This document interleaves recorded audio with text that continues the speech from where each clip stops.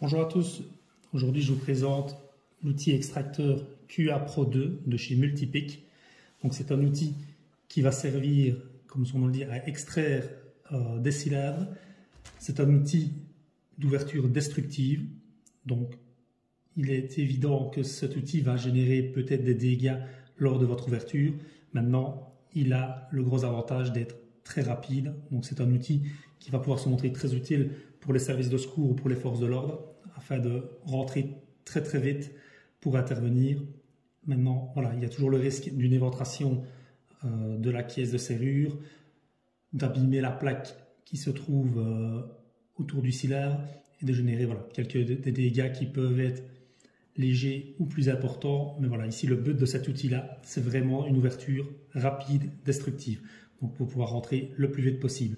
Donc l'outil fonctionne avec des vis d'extraction. Donc ici, comme vous pouvez voir, on a trois types de vis, ce sont les vis Viper.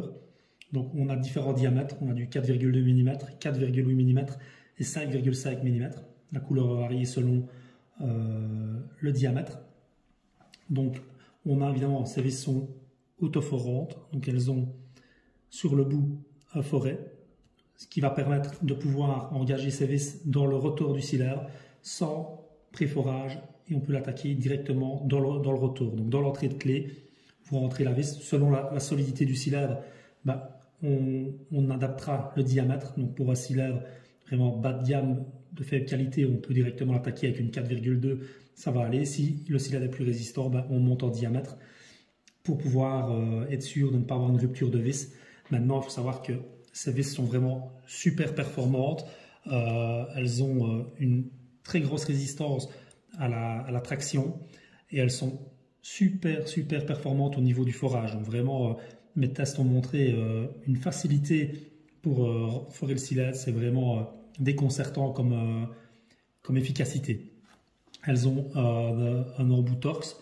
Il y a un embout spécifique qui peut être acheté avec pour maintenir la vis.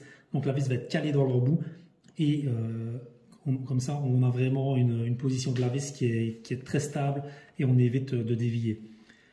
Donc, pour revenir à l'outil vraiment QA Pro 2, on a vraiment ici la première chose qui est stupéfiante quand on le remet, c'est la solidité de l'outil.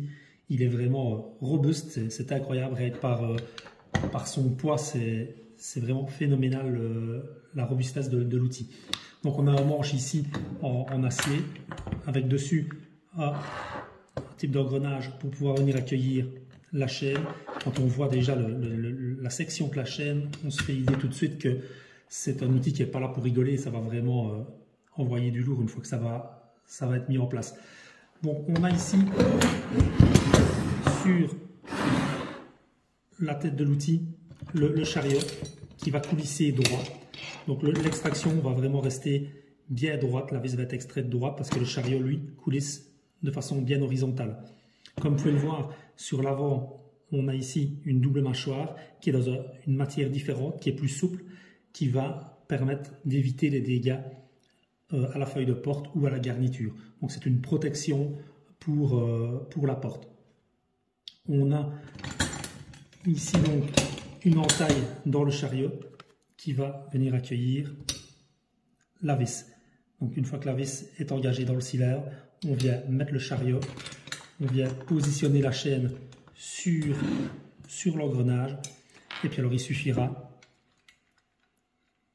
de descendre la manette et le chariot va reculer et extraire directement le stator. Donc il va briser en deux la vis d'extraction, la vis de maintien du cylindre.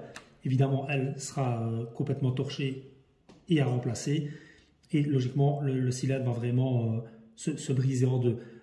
Maintenant, ça peut arriver que uniquement le rotor sorte si on a vraiment un stator qui est très solide.